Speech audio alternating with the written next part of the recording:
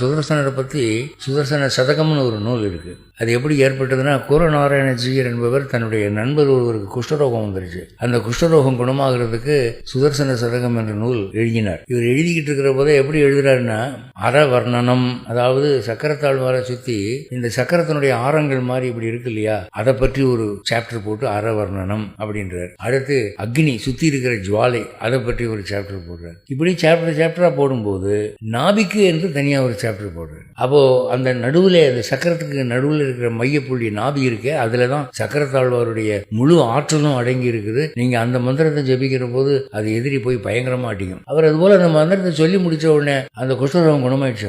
அதனால வைத்தியத்துக்கு கட்டுப்படாத நோய்கள் எதுவா இருந்தாலும் சக்கரத்தாழ்வார்ட்ட விண்ணப்பம் பண்ணுங்க, உடனே சரியா போயிடும் சொல்லுவாங்க. ஸ்ரீரங்கம் சக்கரத்தாழ்வார் ரொம்ப பாப்புலரா இருக்காரு. நீங்க ஸ்ரீரங்கம் கோயிலுக்கு போங்க, ரங்கநாதர் கோயிலுக்கு போங்க, நீங்க உள்ள நுழைஞ்ச உடனே இந்த கோயில் கடை வழியா போறீங்க இல்லையா, இந்த பக்கம் வலது பக்கத்துல ராமானுஜருடைய திருமேனி இருக்கு, இடது பக்கம் பேரல சக்கரத்தாழ்வார் சன்னதி இருக்கு. அங்க போனீங்கன்னா எந்நேரமும் ஒரு கூட்டம் இருந்துகிட்டே இருக்கு. அங்க வெளியில போர்டுல சுதர்சன சதகத்தை பத்தி எழுதி, இங்கே இருக்கிற சக்கரத்தாழ்வாரை குறித்து கூரநாராயணஜீயர் சுதர்சன சதகம் எழுதி குஷ்டரோகம் குணமானது அப்படின்னு. அதனால என்ன ஆச்சு அப்படின்னா, கல்யாணம் நடக்கலைன்னா அவர்கிட்ட சொல்லுங்க, வியாதி குணமாகலைன்னா அவர்கிட்ட சொல்லுங்க, கோர்ட்ல கேஸ் முடியணும்னா அவர்கிட்ட சொல்லுங்க என்று ஒரு நல்ல பிராபல்யம் ஆகி போச்சு.